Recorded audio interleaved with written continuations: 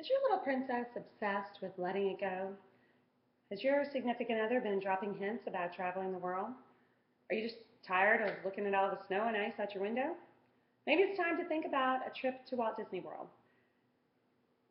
Proper planning can not only save you time and money, it can save your entire vacation. Hi, I'm Jennifer Stennett. I am a 5-year cast member at the Walt Disney World Resort, and I specialize in planning magical vacations. In these past 5 years, I have learned that there are three main things to think about when coming to Walt Disney World. You need to ask yourself, when do I want to come? Where am I going to stay? And what am I going to do while I'm here? So let's talk about the very first thing, the best times to come.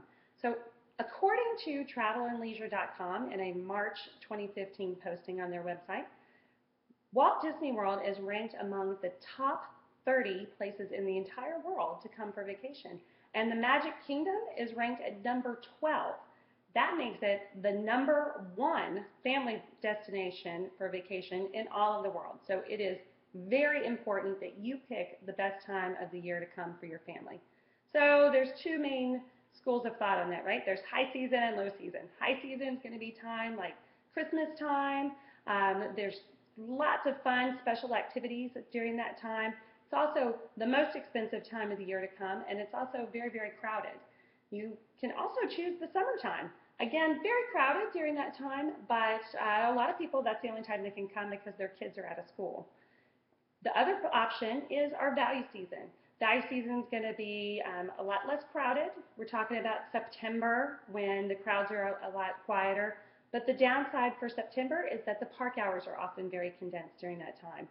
You could come in January. Temperatures are magnificent in Central Florida in January, but that is also a time when a lot of the attractions are down for refurbishment.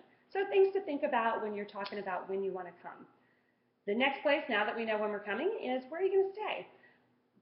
The on-site property hotels offer tons of different choices and lots of unique amenities that are only available to Walt Disney World guests, like the extra magic hours where you can enjoy the parks aside from other day guests. And you can also enjoy the Disney's Magical Express, which is a free shuttle service straight from the Orlando International Airport. It's usually a lot more expensive to stay on site, so you might think about staying off property if the economics of it is something important to you. A lot of people like to stay off property too because they just, a little too much pixie dust, frankly. So once you've decided when you're going to come and where you're going to stay, you need to think about what you're going to do. Touringplans.com, which is a fan website based on when to come to Walt Disney World, says in a March 2015 posting on their website, they talk about many families lose up to 4 hours per day because they have failed to plan what they're going to do during their day. Now, my friend Ty Clark, he totally agrees with that. He is an avid Walt Disney World enthusiast. He's an annual pass holder, goes to the parks all the time.